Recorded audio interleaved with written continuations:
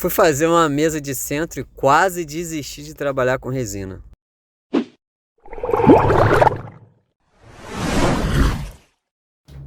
Opa, meu nome é Gutenberg Júnior e hoje eu vou fazer uma mesa de centro com uma sobra de madeira que eu tinha aqui em casa. Essa madeira é a pinus envelhecida.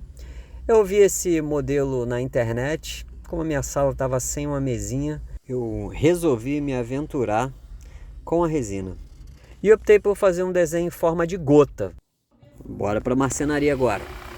Bom, primeiro passo, depois de desenhar, é cortar com a tico-tico. Eu tenho essa tico-tico da Gama aí. Bom, eu não sou nenhum marceneiro, mas essa parte de cortar até que não é tão difícil assim, quando você vai fazer um corte que não precisa ficar tão certinho. Depois de cortar, eu passo a lixadeira nas bordas, porque como eu não sou um cara profissional, né? Sempre fica aqueles errinhos. E eu faço isso para deixar a borda mais lisa para o próximo passo, que é passar a tupia. Aí nesse caso eu vou passar a tupia só na parte de cima, porque eu quero que ela fique com um boleado, e na parte de baixo eu vou deixar ela reta. Geralmente quando eu faço as pranchas, eu passo a tupia dos dois lados, tá? E aí só dá o acabamento fino na rota orbital. Aí começa o problema. Qual era a minha ideia?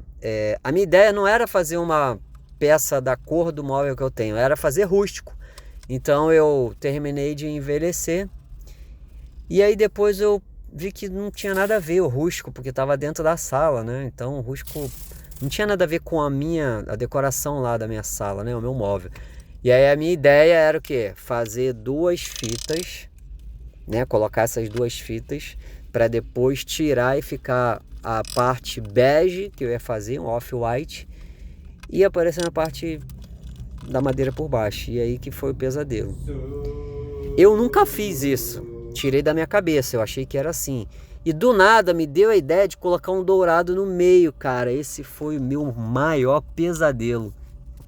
Porque isso não se coloca com a cola branca, se coloca com um verniz mordente.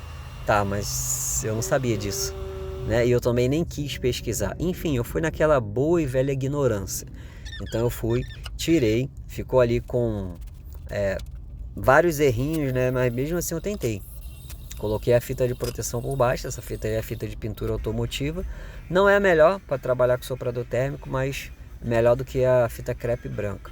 E aí eu fiz aquela primeira camada de resina. Utilizei resina 2001 por cima aí para poder dar o brilho na madeira e no dourado. Mas é aquela teimosia, né? Às vezes a gente quer se meter a fazer alguma coisa sem nem mesmo pesquisar. E isso acontece muito com as pessoas que querem aprender o efeito mar, que é a técnica que eu sou especialista. Enfim, eu achei muito ruim. Eu achei que ia ficar bem feio, né? Porque eu já tirei ali pela ideia, olhando pela pintura da tábua e aquelas duas fitas ali, que não ia ficar nada a ver. Então eu resolvi pintar tudo por cima de novo, né? E aí foi meu segundo erro, que foi quando eu fui aplicar a minha primeira camada de resina. Usei a resina 2001 novamente, que é uma resina ideal para você trabalhar em cima de superfície, porque ela é de alta viscosidade. Misturei branco com bege, né? Porque a minha ideia era fazer um off-white, um branco envelhecido. E, cara, era para eu ter deixado exatamente assim. Mas o que eu fiz? Eu passei tudo por cima. E como eu sei que a gente, depois que seca a resina, a gente puxa a fita e a fita vai cortando a resina, eu achei que não ia dar problema nenhum. E aí eu vi que deu sim. A resina passou ali por baixo, né? E eu tive que começar a raspar. Aquelas beiradinhas ali foi por conta do dourado. Não tinha muito o que fazer. Só que olha só, tá vendo? Não ficou retinho. Então eu tive que usar o soprador térmico, fazer uma linha ali e deixar bem retinho, porque eu não ia colocar isso na minha sala cheio de defeito, né? Para quando qualquer pessoa vê, ou eu mesmo ver, aparecer ali aquele defeitinho de fabricação. Então, primeiro BO. Primeiro não, né? Esse daí já é o segundo ou terceiro. E aí eu tirei, raspei toda a parte ali do bege. Ficou bom. Só que ficou muito baixo. Então eu tinha que elevar a altura do transparente, a altura não, né? A espessura do transparente, porque essa primeira camada de bege ela não é suficiente para poder cobrir principalmente as bordas, né? As laterais ali elas ficavam aparecendo a madeira. Então se eu fosse fazer isso sem elevar isso daí, essa parte, né, colocar essa parte do transparente mais alta, ia acontecer a mesma coisa, ela ia passar por baixo de novo. Então eu deixei mais ou menos umas 6 horas e tive que fazer o mesmo processo. Me deu muito trabalho fazer isso e eu achei que isso daí já seria o suficiente, né? Só que outro problema foi quando eu fiz essa proteção novamente. Eu não recomendo que você tente fazer uma técnica igual essa. Apesar do resultado no final ficar bom, me deu muito trabalho, tá? Eu fiz a proteção na lateral, porque eu precisava deixar a resina ficar mais viscosa para quando ela escorrer na lateral ela cobrir melhor, porque já estava aparecendo a parte da madeira, né? E aí eu fui de novo, só que dessa vez eu não vou cobrir a fita do meio, né? Eu vou cobrir só a beiradinha, não vou fazer aquela besteira que eu fiz, né?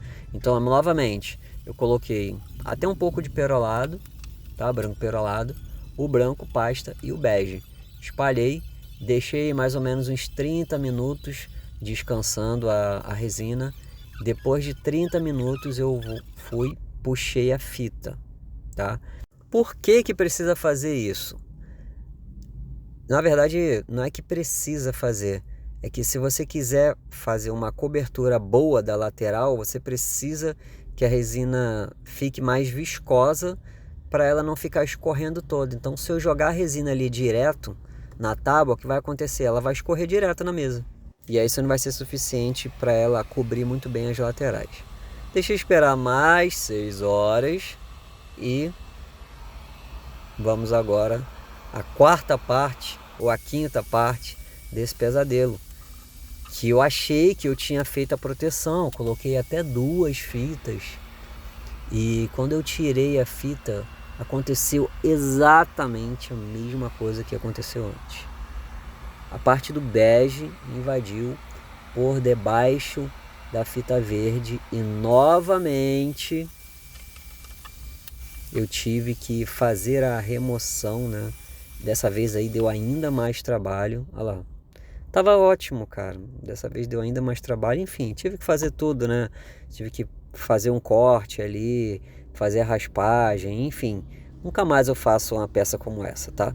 Esses furinhos aí são de retração da resina, tá? Isso é normal.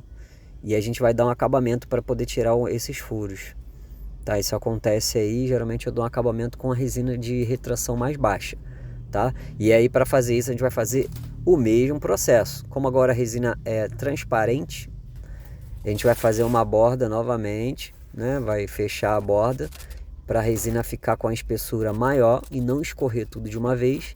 E aí espera um tempo, depois que ela fica mais viscosa a gente tira a fita. Bom, eu vou utilizar a resina Simple Epoxy, que é uma resina que tem um acabamento muito bom, tá? E ela tem uma transparência muito boa. Apesar do endurecedor dela ser um pouquinho amarelo, o que eu faço? Eu boto um pinguinho de pigmento fluorescente roxo ou lilás, que o roxo ele é uma cor inversa do lilás, e aí é muito pouco, tá? Você vai ver aí que quando eu coloco, parece que vai ficar roxo, né? Enfim, depois que a gente começa a espalhar com a mão, essa cor ela se dissolve e praticamente não dá muita diferença, tá? Isso daí vai adiar ainda mais o amarelecimento. Vale a pena fazer isso, tá? Algumas resinas nem precisam fazer isso, mas geralmente as resinas de média espessura precisam sim. Bom, depois foi só retirar as bolhas superficiais com maçarico, tá? Eu coloco ali uma cabine por cima para poder não cair. E agora aconteceu a pior tragédia de todas, que eu subi a cabine, a resina ainda estava líquida, né? Estava mole, e eu achei que eu tinha subido ela totalmente. O que aconteceu? Olha isso, ia cair tudo em cima. Sorte que não caiu, mas não tão sorte, porque só esse movimento aí da cabine jogou centenas de folículos de poeira, de pelinhos, de um monte de lixo, né, que estava grudado na cabine. Então eu tive que passar ali praticamente uns 10 minutos removendo um por um, tá? Porque eu não dou polimento por cima disso. E aí depois sim eu tirei a fita, tá? Então essa fita aí eu tive que esperar mais ou menos 1 hora para poder tirar, porque essa resina ela seca, né? Ela cura muito mais devagar que a 2001. E esse daí, ó, é o primeiro resultado depois que ela tá um pouquinho seca. Depois disso eu ainda coloco ela na estufa, tá? Coloco ela na estufa, depois que eu tiro ela da estufa, eu deixo ali 1 ou 2 dias, com a temperatura 40 graus, e aí sim a gente vai fazer a remoção da parte de baixo. Eu vou fazer essa remoção aqui, não vou deixar a parte de baixo assim, né? Mas para terminar o vídeo, eu só vou colocar aqui o pezinho, que eu comprei no Mercado Livre, paguei R$45, pezinho de madeira 40 centímetros de pinos.